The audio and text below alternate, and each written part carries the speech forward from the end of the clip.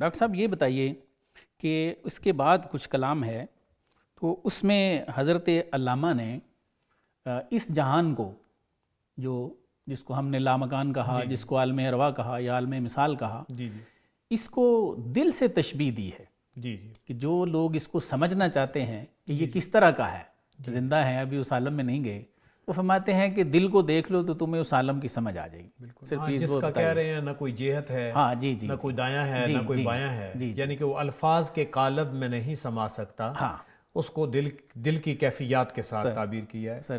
تو اس میں کہتے ہیں کہ اندکے اندر جہان دل نگر، تو سر حضرت علامہ فرماتے ہیں کہ تھوڑی دیر کے لیے دل کے جہان میں دیکھ، تاز نور خود شوی روشن بسر، تاکہ تو اپنے ہی نور سے روشن بسر ہو جائے۔ چیست دل یک عالم بے رنگ و بو، فرماتے ہیں بتاؤں دل کیا ہے؟ ایک عالم بے رنگ و بو ہے، عالم بے رنگ و بو بے چار سو است، اور ایسا بے عالم رنگ و بو ہے کہ اس کا کوئی چار سو بھی نہیں ہے، یعنی وہی جو اوپر ڈسکرائب کیا تھا عالم لامکان کو، اسی طرح۔ جی سر۔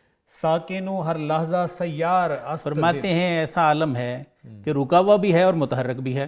عالم احوال لو افکار است دل، اور دل کیا ہے؟ عالم افکار ہے، اور کیا چیز ہے؟ احوال، عالم احوال ہے سر۔ جی۔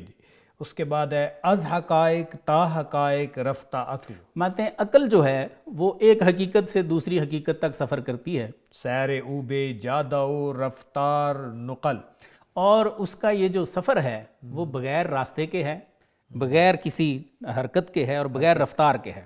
صد خیال و یک از دیگر جدا است، سینکڑوں خیال اس میں آتے ہیں لیکن ہر خیال دوسرے سے جدا ہے۔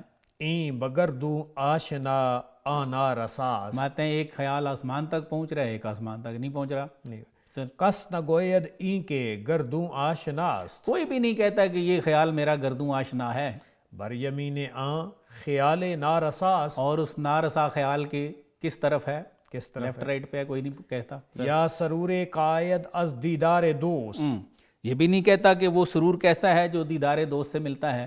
نیم گامے از ہوائے کوئے دوست، اور دوست کی گلی سے یہ نیم گام ہے سر۔ چشم تو بیدار باشد یا بخواب، تیری آنکھ بیدار ہو یا خواب میں ہو، دل ببیند بے شعائے آفتاب، تو یہ بات کہنا چاہ رہے ہیں کہ دل جو ہے وہ بدستور بے شمار چیزیں دیکھتا جاتا ہے، کوئی اس کی دیکھی ہوئی جو چیزیں ان پہ تبصرہ نہیں کرتا ہے، اتنے عرصے میں یہ اور چیزیں دیکھ رہا ہوتا ہے سر۔ آن جہاں را بر جہان دل شناس، ماتے ہیں آپ بتاؤں اس جہان کو دل کے جہان کی طرح سمجھ، یعنی یہ جتنا وسیع ہے نا اسی طرح اس کی بھی وسعتیں ہیں۔ من چی گویم زان کے نایت در قیاس، تو اس سے زیادہ میں آپ کو کیا بتاؤں کہ جو قیاس میں چیز آتی نہیں ہے، بس اتنا ہی بتا سکتا ہوں۔